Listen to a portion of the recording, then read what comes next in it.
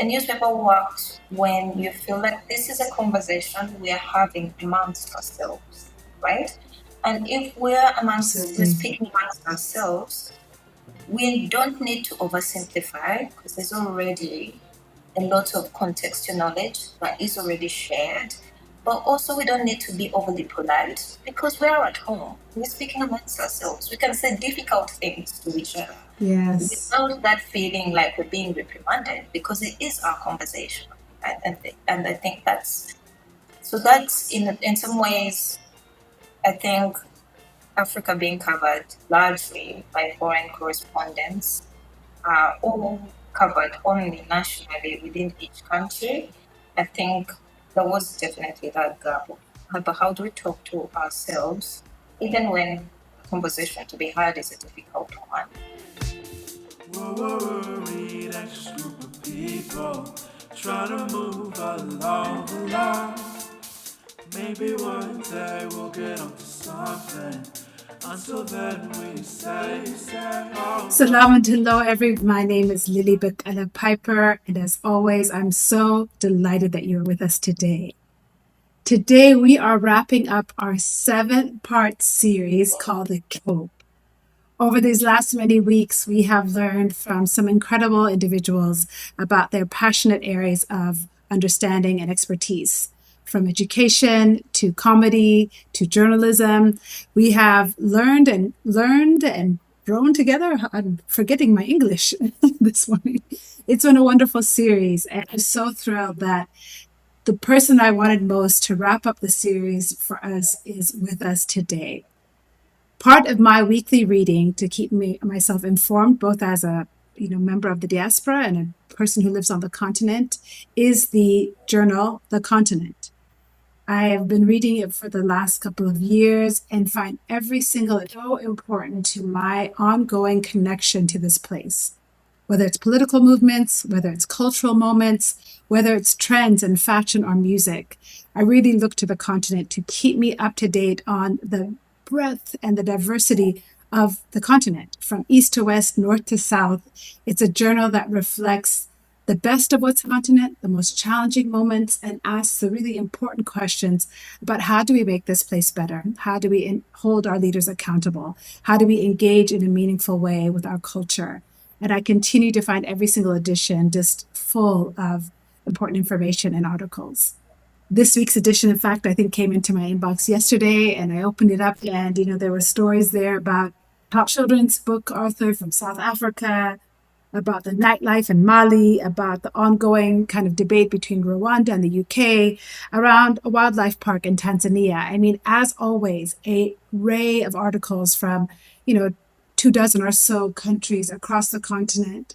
There was a 10-question quiz, which I sent my not fare well, which that is on par and on brand for me.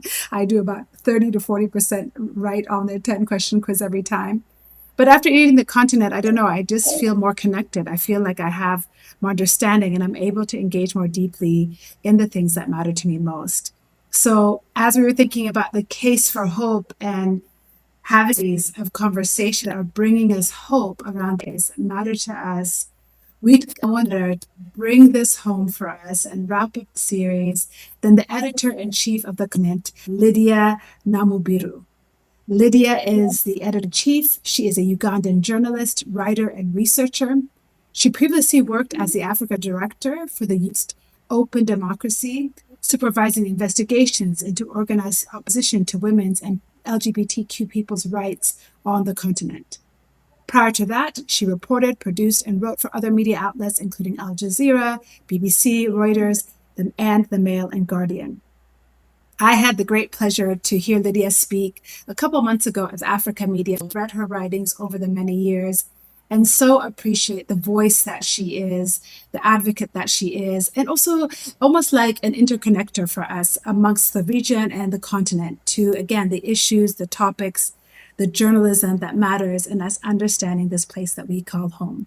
So, Lydia, it is such an honor to have you with us today on Selam and Hello.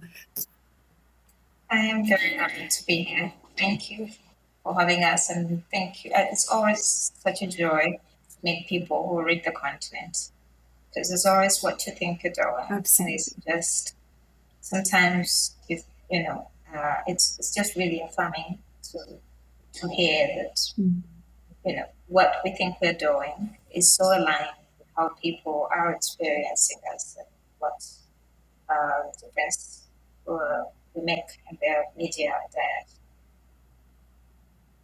Absolutely. I mean, in fact, yesterday when I was reading it, I forwarded it to a very dear friend who's in Tanzania and works in the environment space because there was a great article about this ongoing conflict in Tanzania, or not conflict, but the development of land for purposes other than natural uses. And again, it's just another example of the way that I have always used the content. Read it, consume it, share it. That has been my pattern. And I'm so grateful to have it as a resource, really, when we want to understand better what's happening. In one place, we get so much.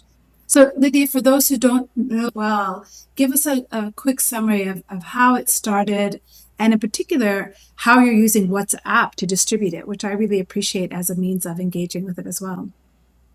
Yeah, so for those who don't know the continent, it is a Pan-African newspaper.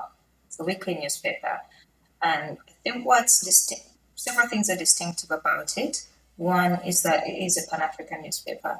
That's fairly rare to have a newspaper that tries to cover the continent as a whole and is doing it primarily for an African audience, isn't and is based in Africa. And the journalism is being done by Africans, for Africans. So that sort of so that is one distinctive thing about it. The other distinctive thing about it is that we have no particular interest in any platform. We will subject the paper to where people are. We're not interested in selling newsprint, so people are no longer reading the printed paper. That's fine. We will send them a PDF paper, which is how many people are reading these days. People are no longer visiting home pages of newspaper websites. That's all right. We'll send it to them on their email. We'll send it to them on their phones. So that is WhatsApp, Signal, Telegram, whichever way. If you primarily spend your time on the internet, on Twitter or Facebook or Instagram, we design the paper to be that within just a couple of screenshots, you could share that paper on your own online, and the full story is there. So we take so much time editing stories down to being readable on any platform, being readable and shareable on any platform where you might spend your time.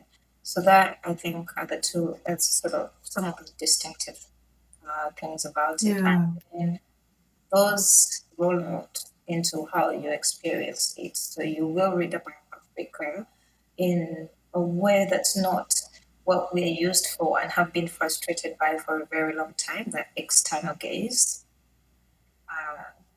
Yes. The reporting about that place for those people, right? That is a completely different when you're talking about an exotic place to your home audience. You speak very differently from when you're talking about to people who live there or people who feel familiar with the place to them, and the person speaking is one of them. So I think it's also quite different in the tone of how we cover the continent. Absolutely. In fact, the byline for the paper, when you open it up, you see the continent, and underneath it just says African journalism, which really says it all to me. So, being that it is created by Africans, for anyone who is interested in this place, tell me how this creating the continent has maybe created a platform for a broader narrative about African journalism. You're somebody who has worked for other media outlets that have spanned global platforms. You've worked for Al Jazeera, you've worked for Reuters. What they do, and you look at what the continent does. What is the difference in terms of the platform it's creating for the stories by the continent and for the continent? In terms of shaping how Africa is reported, I think the continent also happened to land in a dream moment, had been going on for a bit longer, just African audiences voicing quite firmly that they're tired of how global media covers the continent, that they don't feel represented by it, they don't feel that it's an accurate and nuanced depiction of the continent, that, there is very much, which I actually, as a journalist, I understand. It is an external gaze. Every journalist is writing for the audience that they are writing for, and you don't speak the same way. And that thing, like not seeing Africans as the audience for the stories that are being written about them, did in fact create a voice that when Africans now joined by being online, they became actually big audiences. It was very jarring to hear yourself. It's like walking into a room when people have been speaking about you, without your presence. It's a completely Yes. different tone from when people are speaking to you. So I think the connect also landed in that moment and has now come to be felt as the answer to that frustration that Mm. people were already living with or were already pushing up against, and then we've like, it's such a great thing to be perceived by, so we've leaned into it more and more as we've gone along. I appreciate the way you captured that because this week I was reading the op-ed at the end. Is it written by Samira? Is that the right name for the Yes, author? the I'm former, actually pulling it yes. up here. And I think the one thing that I appreciate about that, because it was a satirical, more of a satirical tone this week. She was writing about, where can we find some joy to fill our cup, and so she starts in Kenya and talks about Ombachi, and maybe he'll bring it to us, or maybe it'll be the Kenyan runners who just won the marathon. But by the end, starts to get quite critical about the continent in terms of, oh, maybe the joy will come from the passing of power in Togo between father to son, et cetera, et cetera. And you're absolutely right that that feels very different.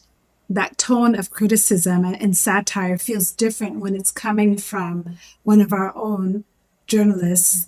Read it in the New York Times. Mm. Because there is, even if your journalist is based in the continent, if you have not lived here underneath the systems of politics, the systems of economy and all of if that has not been your lived experience, then you speaking to it now feels inauthentic. It feels, like you said, an external, whereas this is an internal, inward to out. And I really appreciated just her. What I thought I was going one direction reading the op-ed, and by the end I was like, "Ooh, she has put us set us straight." So I appreciate you saying, what is that the conversation like when you're in the room? Well, so Yes, that to that's me brings me. Go ahead, please. no. I think that is. I think what's how a newspaper works, right? But first and foremost, it only because news is always going to be negative. There's really no way. I feel like there's no ethical way to be a journalist while ignoring dysfunction, bad governance, just Yes. is a newspaper works when you feel like this is a conversation we are having amongst ourselves, right? And if we're Absolutely. speaking amongst ourselves, we don't need to oversimplify because there's already a lot of contextual knowledge that is already shared. But also, we don't need to be overly polite because we are at home. We're speaking amongst ourselves. We can say difficult things to each other Yes. without that feeling like we're being reprimanded because it is our conversation. And I think that's in some ways, I think Africa being covered largely by foreign correspondents, all covered only nationally within each country. I think there was definitely that gap of but how do we talk to ourselves, even when the conversation to be had is a difficult one, beyond our national borders, beyond how can we cover ourselves Yes. internationally without also oversimplifying who we are or over, you know, being over demonizing. I think the main problem with do is oversimplification, which if you stop looking towards the West as the audience, you stop doing. Absolutely. Thank you for that. I think the way you've positioned that as well, to think about the being polite and also the need for continued accountability is so critical. And it makes me wonder how your editorial decisions are made, because your name is the continent. That's a huge name. Yeah, That's like yeah, calling that's it a the huge family name. and full stop, Yeah. Yeah, so I'm curious about your editorial process. What doesn't, when you have so many stories to cover, from the worst to the best, what Mm. does it look like to sit down and make the decision for what makes the cut week to week? In some ways, the decision is made for us by the contributors. We are open. We are all of our contributors are entirely. All of our reporting, almost all of our reporting, is done by a network of freelancers. Right. So each week I'll have lots of people pitching to saying, let's report. Do you want us? Do you want the story is developing in Zimbabwe? Do you want a story about it?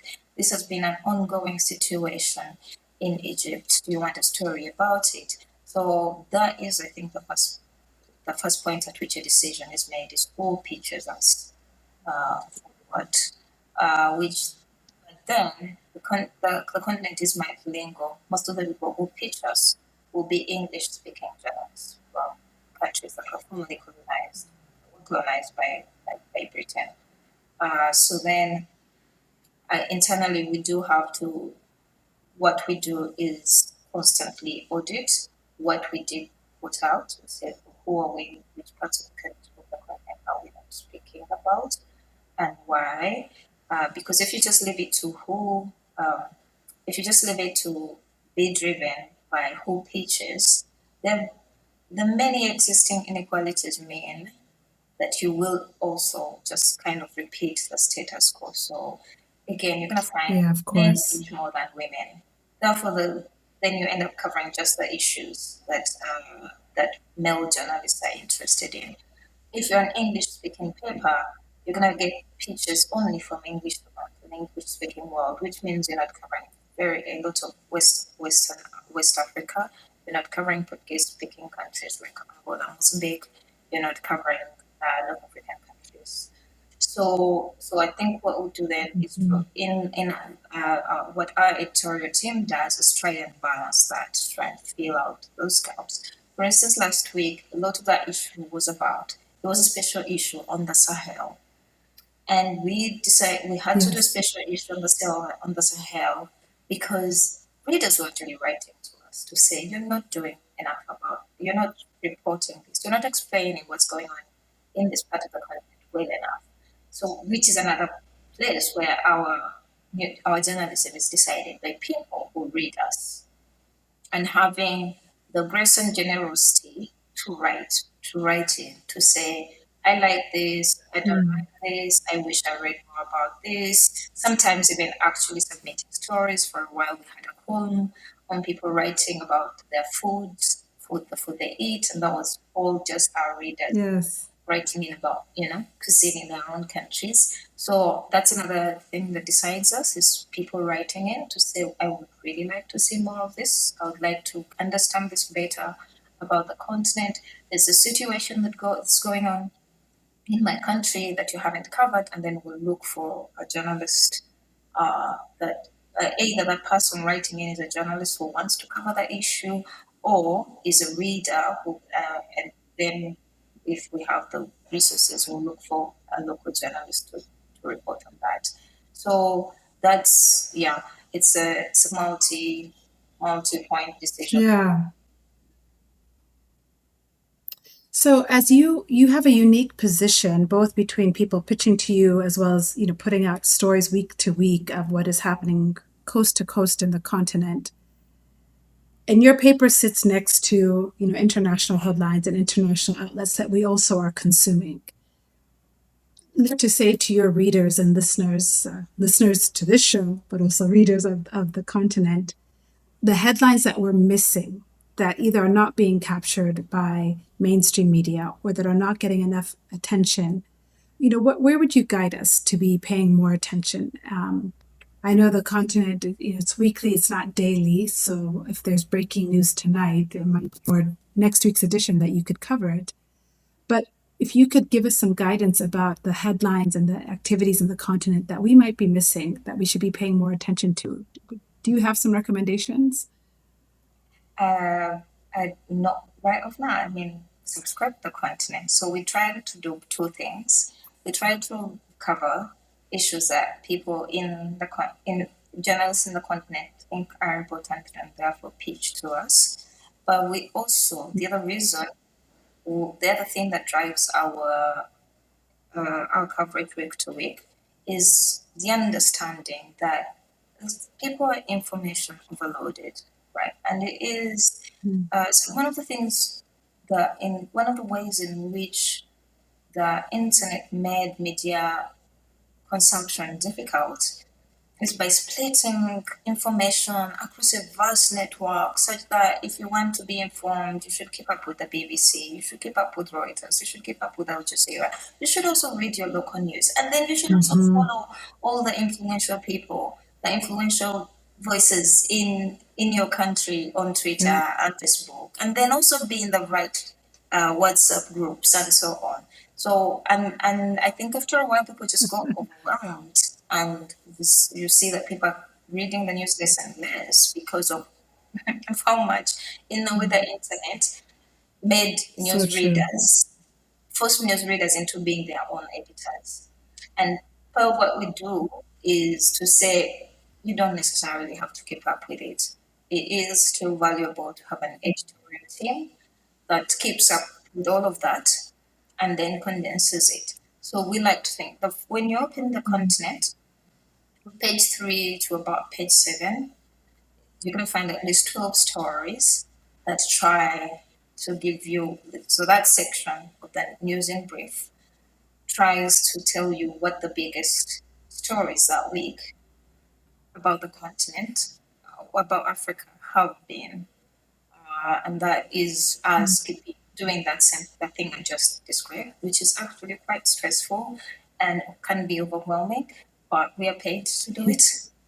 So we try and do that. If Mm-hmm. you do on Saturday, if you just read the first 4 news pages of the continent, you will be fairly caught up on what the big stories are. And then if you go further on, you will read about some issues that may have been ignored or may have been covered, but not well enough, or from an external gaze perspective, not enough from an African perspective, and so on. And then if you go on, you can read about culture, books, films involving Africans, and we have a very expansive definition of Africans. It's Africans on the continent, it's Africans in the diaspora. It's well, So yeah, so I think that's what I'd say. Subscribe to the continent.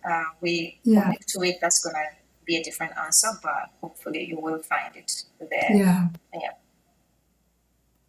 That's fair. That's fair. And I do look at those first couple of pages, and there was a story this week about in Nigeria about a store that wasn't serving Nigerians, a Chinese store, and I was immediately you're like, what is happening? How could this happen in Nigeria? So you are brought into these kinds and activities that I don't think I've seen that story anywhere else other than the continent, and so I certainly come to appreciate that, and it's a good plug for people subscribing. Excuse me, let me just turn my attention to a story that has been in the headlines. In April, we marked 1 year since the civil war in Sudan started, and devastating conflict has been heartbreaking. Over 19 million Sudanese children are not in school, millions more displaced. It's been so hard to watch this unfold. What is the role of the continent when a crisis of that scale starts in a country? And it has reported extensively on the conflict there. You had a really incredible article several editions back about a young man, who had his life had shifted. He was in the tourism industry and had shifted as a result of the war. But what do you see the role of the continent when we have such a large scale of a political crisis unfolding that might be different than a traditional newspaper?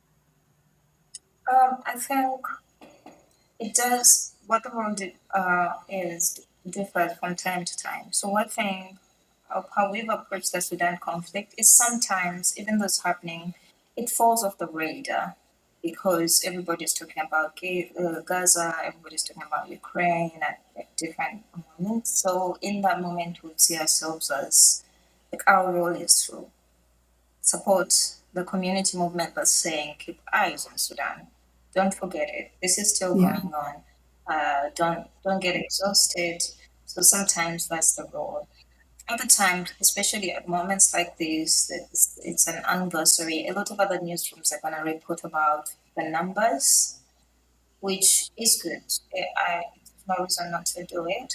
But I think human experiences can be lost in that. Like, 1.8 million, this and the other, you kind of lose sight that each of these people is an individual with like a fully detailed like story, and how they're experiencing it is fully detailed and complex. So we might then come in with like actual with individual stories behind those numbers. That this is how much the conflict changed this one family's life.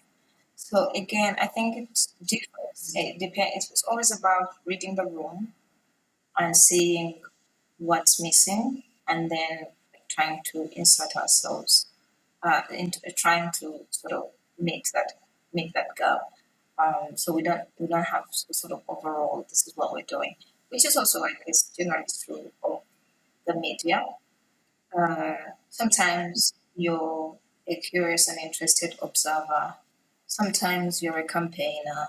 Sometimes you're, you're the person that moves the spotlight a bit to say, yeah, okay, everybody, we're focusing on that. There's this too. Yeah, it does. It depends on what else is happening, what we can fair what we can in with some confidence say, okay, you know what, people who read the news already know that, let me show them something different.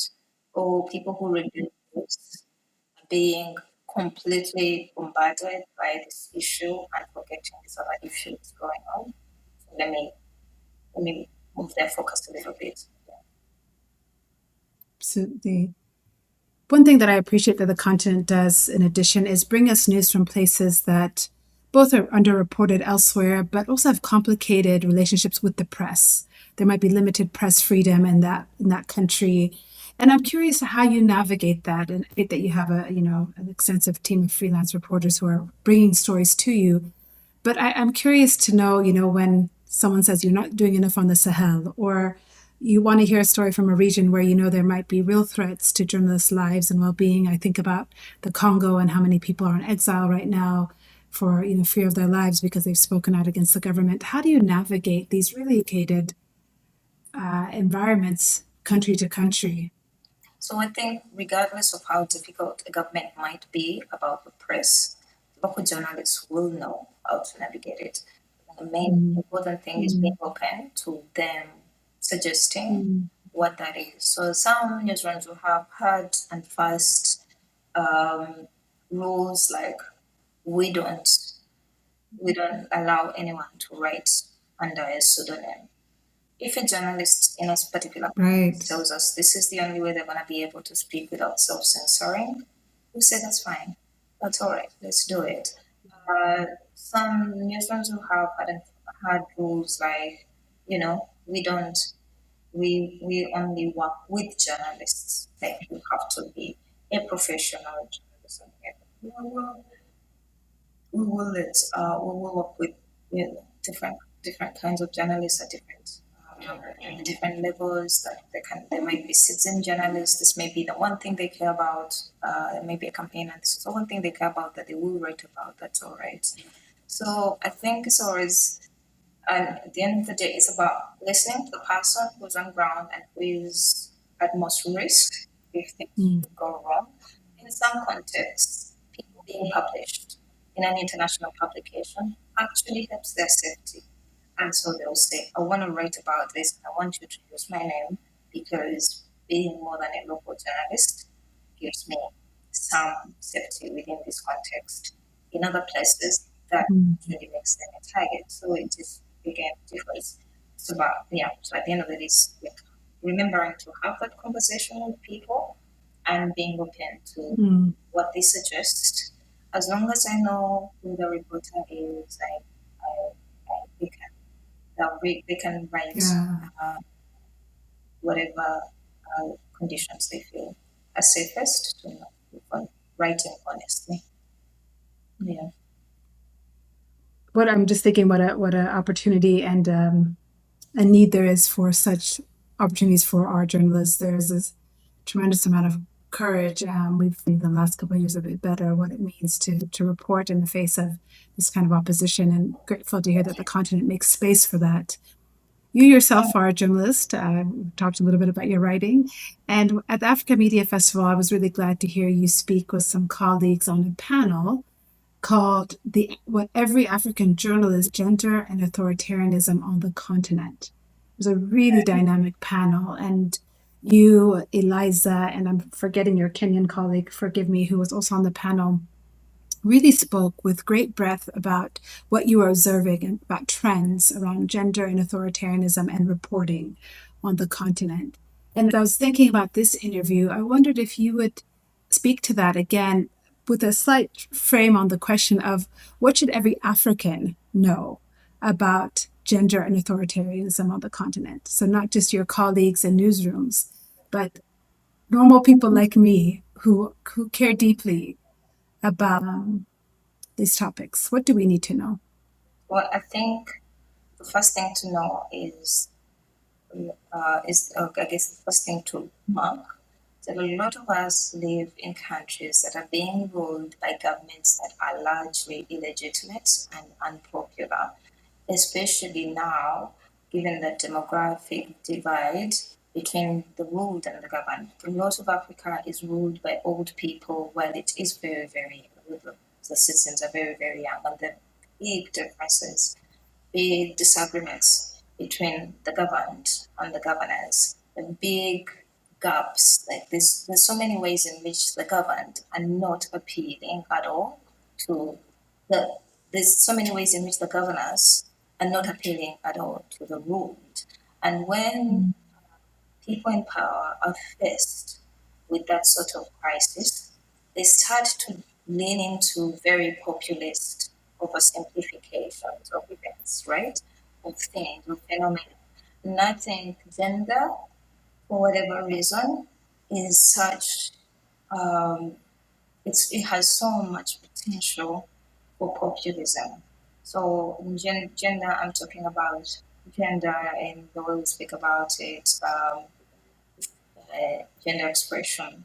Do you look male? Do you look female? Do you look like, or are you not satisfactorily fitting within those two boxes? Do you behave male? Do you behave female? Does that match the box um, that society assigned to you? You know, like it is in at the same time gender, while being really complex concept, also feels very, very simple because each of us has a gender we identify with. Sexuality really feels very, very simple because each of us has sexual behavior we participate in, fantasize about, and or find boring. You know. And that then means that, so as I to go back to, as when rulers are feeling threatened, not feeling popular, they tend to lean into easy or seemingly easy politics like that, like gender. And so we're seeing a lot more and more. But also when contestation for power becomes more and more stable, groups within that contest may turn to populist ideas, to populist methods like that. So one of those is again taking some oversimplifying the thing that's accessible to all of us, like gender, and then creating phantom controversies around it, because that will get everybody participating in the conversation and aligning with one or other person in the gender in the bigger political contestation. The other thing is to pick a minority group because they're few, they can afford to lose their votes, and then pitting that minority group as the threat to the majority whose votes they want. And it has unfortunately proven very easy to sell politically. It happened with the Jews in Nazi Germany, happened with Tutsi in London politics in the early 90s. It happened now, I think they are picking LGBTQ identifying people and building them up into this boogeyman's monsters thing that they can throw every time they're they're embroiled in a corruption scandal, point at the homosexuals as the real problem that needs to be sorted. Every time they're faced with a charismatic someone is faced with a charismatic opponent who is much more appealing to this very young voting bloc, accuse them of working for the homosexuals, and then make homosexuality a big national issue to distract from all of the others, to undercut other centers of or other emerging centers of power. So I think that is definitely a lens through which we need to read to read these things when they come up. Why is it? Where are they coming up? What is the bigger problem this ruler wants us to not pay attention to? What, why are they manipulating us in this moment? The other thing I think everybody needs to remember is that it's not just in Africa. It's also across the world. That geopolitics is in flux. Um, Power alliances are being made and remade. And again, populist ideas have a lot of currency in that like, big renegotiation of power. So suddenly you see a country Yeah. positioning itself as the family country, as if the rest of the countries don't have families, right? The family values country. Or Yeah. so that's again because they're renegotiating something else, something that's bigger, and something that's more to the benefit of the ruling class than the rest of us. But they need us to manufacture. Uh, they need us to manufacture a movement behind them. So they give us something we can go dive into because it feels accessible. But a lot of that is happening. So there is that within Africa, illegitimate governments and popular governments are trying to save their political lives with these populist things. In the West, usually it's not LGBTQ people, it's migrants, uh, but they are both serving the same the same purpose in but there's also global movements for people renegotiate global movements that are raised out of a certain new conflicts within the ruling classes that are then finding, oh, we can make ourselves legitimate. We can build a block around ourselves by saying we are this, we are anti-LGBTQ, we are anti-single mothers, we are anti-women who end pregnancies and things like that. So I think it's very, I guess the thing we all need to remember is to resist the oversimplification and to resist being manipulated and to resist, to always question why is this arising now? Why is this a big thing? Is it really true that LGBT people are just sprouting out of the ground lately? If they have always been there and we have coexisted and we haven't had to have shouting matches on national television about it, why are we being whipped into a frenzy about them right now? And if women have always done ended pregnancies and we've found some sort of settled way to live with that, why are we being whipped into seeing this as a new emergent issue? So yeah, so that's I guess be woke, Yeah. which is not a word that is, which is another word that has been problematized lately. But yeah, Yeah. be skeptical.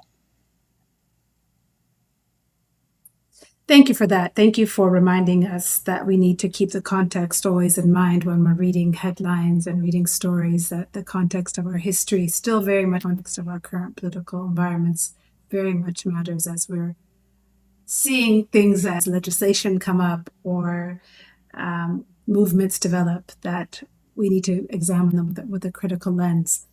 You know, I mentioned in my opening that we have been in this series called The Case for Hope, and we have been examining different topics, everything from traditional medicine and looking at why these things still matter and why we should care. And as I said earlier, having you on today to speak about the work of the continent was really important to us as a team because we felt like the continent has a really unique eye to what's happening from border to border that we don't always appreciate. So, two quick questions for you. I hope they'll be quick and simple. One, much like asking a parent who their favorite child is, I would love to know if there's a headline or a story that has come to you recently that you thought, oh, this just delights me. As somebody who gets to see, the continental view of life, this line really, brought me some joy. Not one particular one, but I think I see in a lot of the upheaval across the continent, I see that it's happening because political space is being renegotiated by young people. And this is why the people in power are throwing absolutely everything at the wall to see what will stick. So that is, I think, for me, what feels like good news, bad news, that there is side Yes. over this and the other, I actually see as, oh my God, power is being shaken. And this is why they're in. So that is, I think, the most Yeah. hopeful is if we were all settled and nobody was contesting anything, things would go on. If including the things we're deeply unhappy about, but it's because we are pushing back, it's because space is being actively renegotiated that we see so much upheaval. So, like those movements, the movements that are contesting for power, that are contesting to change how we treat marginalized people amongst ourselves, they really do give help. And Yeah. it's, Thank you for that. yeah, I think it's, I forget who said this, but a wise man, a woman, or a wise person once remarked that it is the old world is dying and a new one is struggling to be born, and this is the time for monsters. I feel like this is really true about this moment, but there is a new world that's struggling to be born, and the people who are trying to make that new world are really, they give me hope. That's so, I love that quote. That's gonna stay with me. So, Lydia, this is not a fair question, but as we wrap up, my last one would be to you. What is the case for the continent? As you look up at all of your journalism world and your colleagues reporting on issues worldwide, and you have to pitch for the continent, what's your pitch? I actually wouldn't be so much about what we cover, but that I think a lot of, like I said, the old world is dying, the new one's struggling to be born. I think, yeah, and right now, sort of, I think that is also true about the media in Africa, everywhere, that a new world is struggling to be born, and I think the community is part of that movement of rebirthing, of birthing the new. Yeah. And I think it's an experiment. It might not be here, so many years down the road, but I think it is that process of experimenting, trying new things, is worth supporting, is worth witnessing, is worth copying from. So that is the thing. I guess that would be how I pitch the content, is that in an industry Mm. that is struggling, lots of it is dying, what's the new that will be reborn? And it's always great to keep an eye on who is trying to innovate and do something. So, and that content is Yeah. part of that. Well, thank you for the work that the continent is doing, because as those innovations happen, as those movements grow, and new ideas are being born, we know that we'll find those captured within your pages. So Thank you so much for being with us today and for the work of the continent. We'll be sure to link in our show notes how people can subscribe and get their weekly dose And of can the I make a continent in pitch their for WhatsApp inbox. Can I make a pitch for people who are not necessarily interested in saving journalism or seeing what they can't? I think it is an answer to that information overwhelm that you feel. You can, if if you don't keep up with your Twitter feed, you don't uh, try and fact check everything that's shared in WhatsApp. You could also just, read one credible, well curated newspaper every week and be fairly well informed. So that is, I like to tell people that the content is the paper. When you're on a media diet, you're not trying to overwhelm yourself, but you're also not trying to check out entirely. There is a paper for that.